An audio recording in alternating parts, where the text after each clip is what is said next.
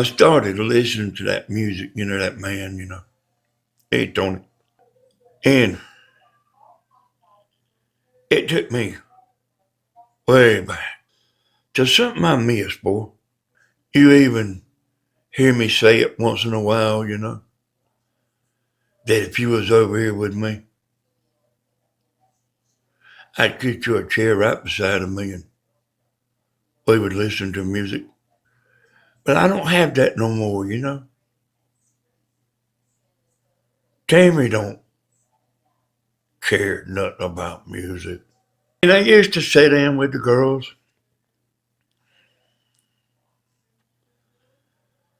Well, we'd play my song, we'd play hers. And there's different women. And I'll play one for you. The no count girl.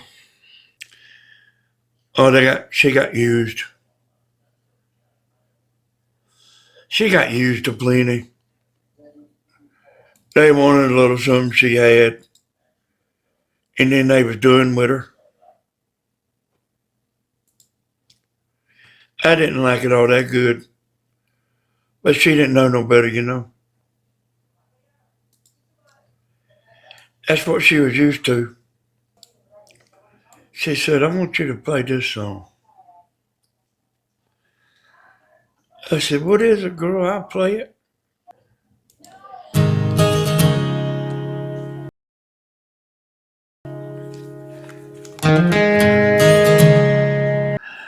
And here's the deal, y'all. The longer you're on YouTube, the less you care. The less you care what anybody says. Sir, that song right here was in a bad time in my life. And, I left from here. Tammy said, you do this or basically hit the road. You say something to me, you better not be bluffing. So I went down into that camp house to my daddy's place. It was empty. Let me tell you this right here. First, and like I say, I don't even give it no more. Why does it say, we don't brag, we tell it like it is. I wasn't down there very long. The women found out I was down there. And every day, a woman come. Every day. I had a pontoon boat then. And a stereo. A big one. A big stereo. Like I got in this boat out here, a big stereo. I go up there and I have 8 or 9 women riding in the boat, boy. Had that stereo going. Life just going to hell.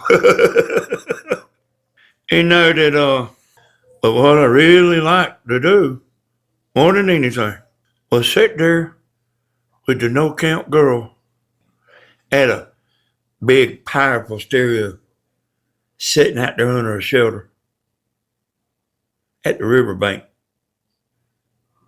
I said, girl, move that chair up here. Right beside of me.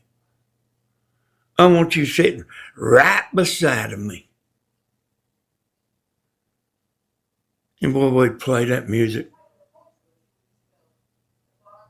Sometimes Sherry come, You would be surprised. Take a nerve pill.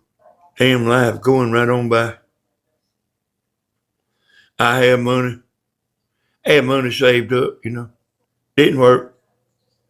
Didn't play poker. Just sit at the river. Didn't go nowhere. And couldn't make myself decide to come back here. Man, I don't reckon it'll ever, won't never have a pretty girl sitting beside of me no more, playing music. Not everybody cares about music. But that was pretty fun there, y'all. That girl, I give her money. She thought she was slick, But I was letting her be slick, you know. She said, "Will you loan me some money?" I said, "I don't know. How much money are we talking about?" She said, "Enough to get a 12-pack." I said, "I reckon I can do that." I wasn't drinking, you know. Why, what? Oh, she said, "I clean your house up." I said, "That sounds like a deal." She didn't have no money, y'all. But here's what you're missing. She was a lot of company to Big Daddy. The other girls was, the other women that's coming in there, they was after something. That girl wasn't. Sherry wasn't either. She was a lot of company. And son, she thought the sun set and rose on me. You know, I told y'all one time I seen her. They had a redneck games right down the river, and I come by there and I seen her. I went out there and told her boyfriend. I said, she's sitting down there with a boy. He said, "I don't care." I talked to him a second. I said, "Go get your ass in that boat." I said, "She's gonna be gone, boy. Do you understand? She's gonna be gone." He went out in the boat and we got her. Oh, that man she was down there with, boy, he was mad as hell, boy.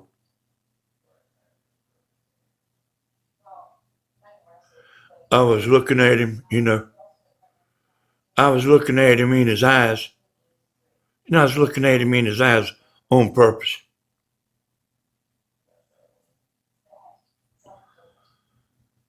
Boy, he was thinking about it. Hey, thinking, Charles. I was trying to get my mind right. I was having a hard time getting my mind right. About coming back out here. You ever heard of fooled around and fell in love? I fooled around and fell out of love. That's what happened to me, y'all. And Tammy's hard-headed too now. I fooled around and fell out of love. And that's a bad thing, y'all. Because love is magic. Well, we say stuff sometimes that we don't mean. Oh, we mean it right then. Okay. But then you realize maybe you shouldn't have said that. And I know this man, him and his, I knew him since he was about 14. Him and his wife started having trouble. And I like talk to him every once in a while. Yeah, I mean every day or two or three, at that time. And they was about to split up. And he was gonna let her go. And people will go on. And I've done this so many times, y'all. Like I couldn't tell you. See, I always felt like I was kind of like a soldier for God. Even though I'm not real religious and all that. But I've done a lot of stuff. I went over there to his house.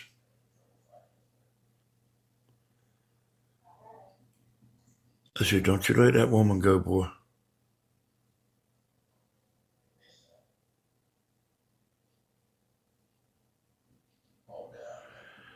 I said, you won't never replace her because she was a good woman. He was just real hard-headed. He needed somebody like me to go over there and get on his butt. That was 20 years ago. They're still together.